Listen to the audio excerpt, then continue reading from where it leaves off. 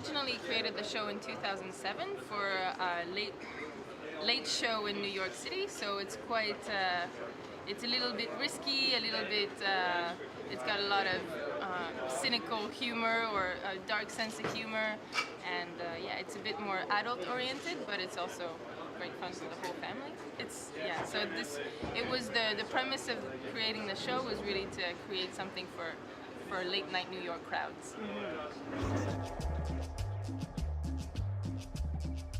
The creators of the show took something dark or something emotional or something a little bit sensitive or crazy from their own life to inspire their character, and so you'll see these very kind of dramatic characters that could be a stereotype, but in this show they come from something very real.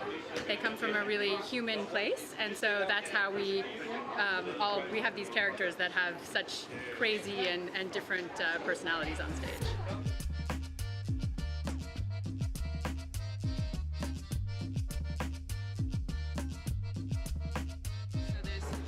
Trapeze, and there's juggling, and there's acrobatics, and there's handstands and contortion and all these things.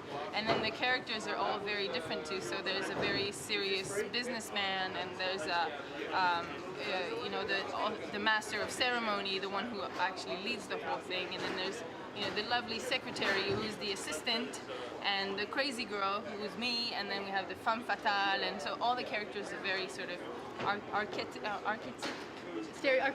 Archetypes. Yeah.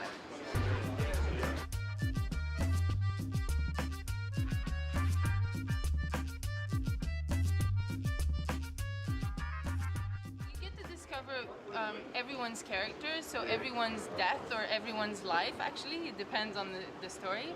So it's set in this environment which is like kind of timeless.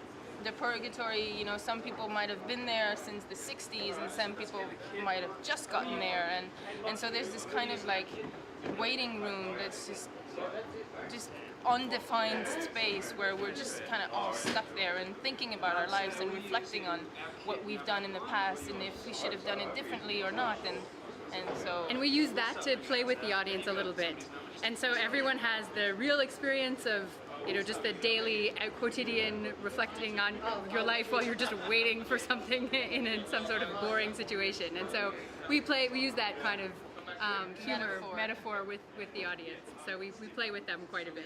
That's another part of the mystery, is that the public doesn't quite know what's going to happen to them.